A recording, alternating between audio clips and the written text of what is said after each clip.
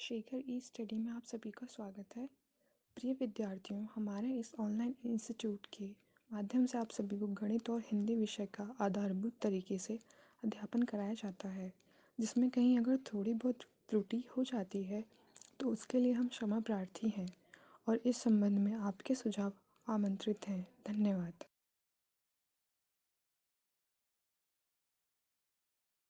Hello दोस्तों, मैं शेखर स्वागत करता हूं आपका अपने YouTube channel Shekhar study point पर। दोस्तों, ग्राफ एवं तालिका की व्याख्या एवं विश्लेषण का आज से भाग स्टार्ट होता है। ठीक है, हमने सिलेबस को समझा रखा है। अगर आपने सिलेबस को नहीं देखा है तो देख लीजिएगा। अगर उसे सिलेबस को देख लेंगे तो उस अनुसार आपको सीखने का आनंद ही कुछ और होगा। ठीक है, देखिए पढ़ना क्या है आपका, मैंने यहाँ लिख भी दिया है। ग्राफ की व्याख्या एवं विश्लेषण 10 नंबर का आएगा, मतलब पाँच नंबर के 2 ग्राफ आएंगे।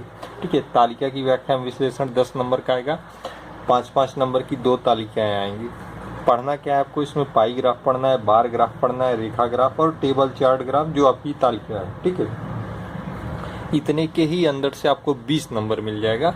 और उसके अलावा आपकी गणित चल ही रही है 5 नंबर की। देखिए, गणित पढ़ना इसलिए ज़रूरी है क्योंकि उसमें परसेंटेज इंक्लूड है, आपका सरल अंकगणितीय समीकरण इंक्लूड है, संख्याएं इंक्लूड है, जिनका रोल इन्हीं ग्राफ और तालिका में है।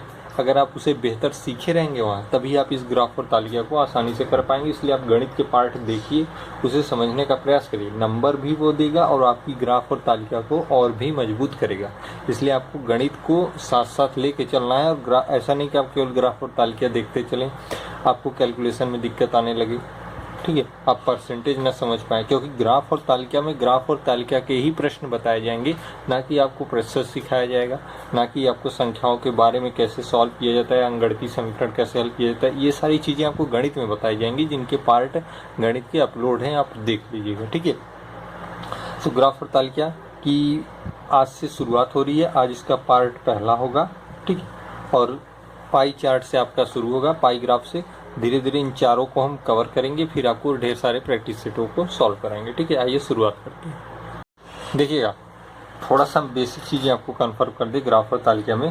देखिए, जैसे ही पाई चार्ट की बात करेंगे आप, ये एक पाई चार्ट है। ठीक है, पाई ग्राफ यहीं से आपकी शुरुआत है। पाई ग्राफ से धीरे धीरे हम आगे बढ़ेंगे। ठीक है, मैंने ये चीज़ बता रखी, फिर आज कन्फर्म कर देता हूँ।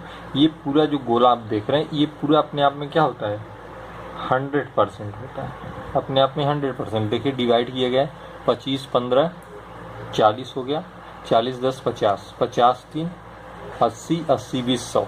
मतलब ये जितने भाग डिवाइड होंगे उन सब का योग, मतलब इन सभी भागों का योग अपने आप में क्या होगा, 100% होगा।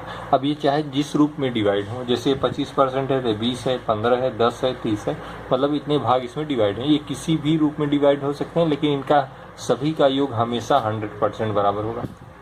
ठीक है, अगर आप वृत्त पढ़े होंगे तो वृत्त में जानते होंगे कि ये एंगल जो होते हैं वो सभी एंगल अगर मिला देंगे तो ये 360 डिग्री होते हैं। कितने, 360 डिग्री के होते हैं। ठीक है, सभी एंगल कितने के होते हैं, 360 डिग्री के। मतलब पूरा गोला अपने आप में 100% होता है, इसके सभी कोणों का योग अपने आप में 360 डिग्री होता है। ठीक है, देखिए ये 20 से अगर लाइन काटती है तो इधर 50%, इधर 50% होगा। ठीक है, अगर 20 से मतलब गोले को आधे आधे करेंगे, इधर 50 इधर 50। देखिए 30 20 50, 25 15 और 10 50, तो 50-50 भागों मतलब आधा आधा डिवाइड हो गया। इतनी चीज़ जानते होंगे। ये चीज़ मैंने पहले भी बता रखी है, एक बार और बता देता हूँ। यहाँ से देखिए आप 1% का मान निकाल सकते हैं, ये होगा 3.6 अंश की। ठीक है, ये आपके प्रश्नों में बहुत हेल्प करेगा। मतलब इससे रिलेटेड प्रश्न जब आप पाई ग्राफ को सॉल्व करेंगे तो ये रोल आपको हर एक प्रश्न में हो सकता है मिले, और इससे ही आपके प्रश्न सॉल्व होंगे। इसलिए आपको इसे समझना बेहद जरूरी है। आइए प्रश्नों की तरफ चलते हैं।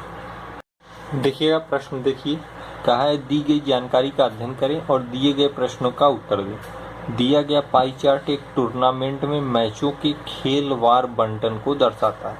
मतलब ये जो पूरा पाई चार्ट दिया गया है, इसमें कई भाग के रूप में खेलों को विभाजित किया गया। जैसे ये बॉक्सिंग हुआ इतना, देखिए ये टेनिस हो गया, ये हो गया क्रिकेट, ये हो गया फुटबॉल, ये हो गया चेस। सबको मैंने लिख दिया है। जो जो भाग डिवाइड हैं उतने भागों को खेलों से दर्शाया गया। ठीक है, ये मैचेज हैं, मतलब ये खेलों को मैच ही कहेंगे, सभी मैचेज हैं। और इन मैचों में जो जो अलग अलग हैं, जैसे टेनिस अलग, बॉक्सिंग अलग, क्रिकेट फुटबॉल चेस, इनके भाग अलग अलग दर्शाए गए हैं इस पूरे पाई ग्राफ में। ठीक है, मैंने बता रखा है ये पूरा अपने आप में 100% होता है। अब आपको इसका अध्ययन करते हुए इसी के अनुसार इन सारे प्रश्नों का उत्तर देना है, ठीक है। जैसे पहला प्रश्न है, यदि कुल 300 मैच खेले गए हैं तो फुटबॉल के कितने मैच खेले गए? यदि कुल मैच 300 है, मतलब जितने मैच हैं पूरे वो क्या है, 300 हैं। मतलब इस पूरे मैच में मतलब बॉक्सिंग, टेनिस, क्रिकेट, फुटबॉल और चेस सभी को मिला के 300 मैच खेले गए। और अब जानते हैं पूरा, अब सभी को मिला दिए मतलब पूरा अपने आप में क्या हो गया, 100% हो गया। तो यहाँ से आप 1% का मान निकाल लेंगे, कितना होगा, 100 से भाग दे देंगे, आएगा 3, मतलब 1% बराबर 3। ये चीज़ अब आपको हमेशा रखनी है। तो पूछ रहा है कि फुटबॉल के कितने मैच खेले गए, आपको बताना है फुटबॉल के कितने मैच खेले गए हैं, ठीक है। अब देखिए फुटबॉल के कितने मैच खेले गए, फुटबॉल कहाँ है, फुटबॉल देखिए यहाँ पे, ठीक है। फुटबॉल 17%, फुटबॉल के कितने मैच खेले गए, 17% मैच खेले गए।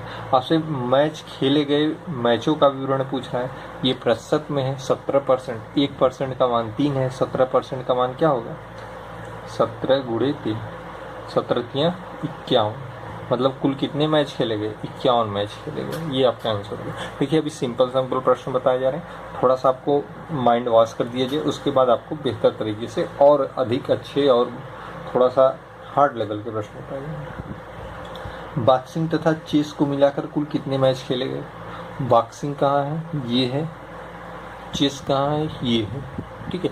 दिख रहा होगा मैंने बड़ा बड़ा लिखा है इसलिए, बॉक्सिंग है, ये चेस है। इनको मिलाकर कुल कितने मैच खेले गए, देखिए बॉक्सिंग में देखिए 26% खेले गए, किसमें, बॉक्सिंग में, किसमें खेले गए, बॉक्सिंग को बी से बता दिए। और चेस में कितने, 8% खेले गए, सी से दर्शा दिए 8%। अब कह रहा है कि बॉक्सिंग तथा चेस को मिलाकर मतलब दोनों को योग करके 26 4 30 4 34%। अब इसमें कह रहा है कि मिलाकर कुल कितने मैच खेले गए, 34%, 1%। देखिए ये 300 अब हमेशा रहेगा, जब तक खुद न कह दे आंकड़ा बदल न दे तब तक आप 300 को ही मानेंगे। यदि कुल 300 मैच खेले गए, ये सभी प्रश्नों के साथ रहेगा। अगर यहीं बदल देता इसी प्रश्न में, यदि कुल 500 मैच खेले गए तो बॉक्सिंग और चेस को मिलाकर कुल कितने मैच खेले गए, तब आपका ये फिर दूसरे प्रश्न में नहीं लागू होता। लेकिन अगर नहीं कहा है तो ये आप 300 मैच ही मान के चलेंगे। बॉक्सिंग तथा चेस को मिलाकर कुल कितने मैच खेले गए, 34%। अब संख्यावार पूछ रहा है, प्रतिशत में 1% का मान 3 है, क्योंकि कुल मैच 300 खेले गए हैं तो 34% का मान क्या होगा, 34 गुणे 3, 4 3 में 12, 3 3 में 9 1 10, 102। ये आपका आंसर हो गया 102। मतलब बॉक्सिंग और चेस को मिलाकर कुल कितने मैच खेले गए, 102 मैच खेले गए, ठीक है। इसी तरीके से प्रश्नों को सॉल्व करना, एक एक चीज़ समझिएगा, न समझ में आए कमेंट बॉक्स में अवश्य बताइएगा, ठीक है। टेलीग्राम ज्वाइन कर लीजिएगा, इसकी PDF वहीं चली जाएगी। अगला प्रश्न देखिए क्या कह रहा है, टेनिस और फुटबॉल मैचों का योग किन दो मैचों के योग के बराबर है। मतलब टेनिस आपका ये है और फुटबॉल आपका ये है, इनका योग किन दो मैचों के योग के बराबर है। तो देखिए पहले आप टेनिस का योग करिए, टेनिस को टी से इंगित करते हैं। टेनिस का 29% है, आप देख सकते हैं पाई ग्राफ में, टेनिस 29% है। और फुटबॉल को F से दर्शा दें, फुटबॉल यहाँ पे है 17%, कितना, 17%, ठीक है। इन दोनों का योग, टेनिस और फुटबॉल मैचों का योग, टेनिस और फुटबॉल के मैचों का क्या कहा है आपको, योग का है। तो 29 और 17 39 40 6 46%, इन दोनों का योग 46% है। मैचों का योग किन दो मैचों के योग के बराबर है, मतलब किन दो मैचों के योग के बराबर है, मतलब आपको देखना है कि और कौन से दो मैच जोड़ दिए जाए 46% हो जाए। आपको यहाँ प्रतिशत को बदलना नहीं है, कोई आवश्यकता नहीं, बदलेंगे तो भी आएगा, नहीं बदलेंगे तो भी आएगा, ठीक है। अब देखिए 46 आना चाहिए, 29 17 हो चुका है, ठीक। अब इन दोनों को तो ले नहीं सकते, अब बचे 1 2 3, यही 3 बचे हैं, इन तीनों को देखेंगे। देखिए बहुत दिक्कत होती है, आपको ग्राफ भी दिखाना है, आपको प्रश्न भी बताना है, ठीक है। अगर ग्राफ हटा देंगे तो दिक्कत हो जाएगी, इसलिए आपको पेज अलग अलग करके बताया जाता है। देखिए किन दो मैचों के योग के बराबर है, क्योंकि टेनिस और फुटबॉल का योग 46% है, हमें ऐसे दो मैच और लेने हैं जिनके योग 46% हो। देखिए 20 और 26 ले लें, 20 और 26 क्या होता है, 46। अगर हम क्या कर लें, क्रिकेट ले लें और बॉक्सिंग ले लें, cricket C boxing B। Cricket का कितना है 20%, बॉक्सिंग का कितना है 26%, 20 और 26 क्या हो गया, 46 हो गया, 46%। देखिए दोनों क्या हो गए, बराबर हो गए। मतलब टेनिस और फुटबॉल मैचों का योग क्रिकेट और बॉक्सिंग के मैचों के योग के बराबर है। आपका आंसर क्या होगा, क्रिकेट और बॉक्सिंग। देखिए कैसे कैसे प्रश्न पूछे जाते हैं, उससे आपको रूबरू कराया जा रहा है। ठीक है, बॉक्सिंग, ये आपका आंसर होगा, क्रिकेट और बॉक्सिंग। ठीक है, तो इस तरीके से आप प्रश्नों को सॉल्व करेंगे। अभी आप धीरे धीरे अपना बेस क्लियर करेंगे ग्राफ और तालिका में, उसके बाद आपको बेहतर प्रश्नों के साथ यहाँ पे अभ्यास कराया जाएगा। ठीक है, तो ये उम्मीद करता हूँ समझ में आया होगा। आइए अगला प्रश्न देख लेते हैं। देखिए इस प्रश्न में कहा रहा है आंकड़े बदल दिया। यदि कुल खेले गए मैच 500 हो, मतलब इसमें निर्धारित कर दिया कि जितने मैच खेले गए हैं वो अब 500 हैं। पहले क्या था, 300 था।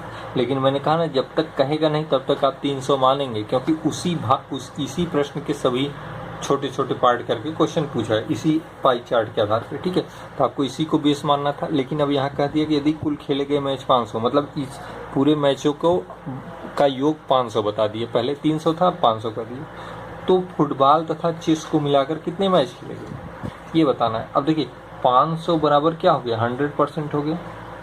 तो 1% आप निकाल सकते हैं, कितना आएगा, 5 आएगा भाई। 500 में 100 का भाग देंगे, 5 आएगा। अब आपको यहाँ 1% बराबर 5 मानना है। तो कह रहा है फुटबॉल तथा चेस को मिलाकर, फुटबॉल तथा चेस को मिलाकर, फुटबॉल और चेस। फुटबॉल कहाँ है, फुटबॉल यहाँ पे 17% और चेस कहाँ है, यहाँ पे 8%। फुटबॉल और चेस को मिलाएंगे, 17 7 24 होता है, 25, मतलब ऑल टोटल 25% आएगा। अब 1% का मान 5 है, तो 25% का क्या होगा, 25 गुणे 5, 125। ये आपका आंसर होगा। मतलब फुटबॉल तथा चेस को मिलाकर कितने मैच खेले गए, फुटबॉल और चेस को मिलाकर 125 मैच खेले गए। ठीक है, तो इस तरीके से प्रश्न आपको आएंगे, इसे आपको सॉल्व करना। ये एक नॉर्मल सा आपका पाई चार्ट था जिसमें विविध प्रकार के प्रश्न दिए गए थे, उन्हें आपको सॉल्व कराया गया। ठीक है, आप इसे अपनी कॉपी पर लिख लीजिएगा या अभ्यास करिएगा और समझने का प्रयास करिएगा। अगर नहीं आ रहा है तो आप जरूर पूछिएगा। मिलते हैं अगले पार्ट में कुछ और बेहतर प्रश्नों के साथ। अब धीरे धीरे इस श्रृंखला आपकी चलती रहेगी और आपकी एग्जाम तक आपके पूरे सिलेबस को कवर कर लिया जाएगा। ठीक है।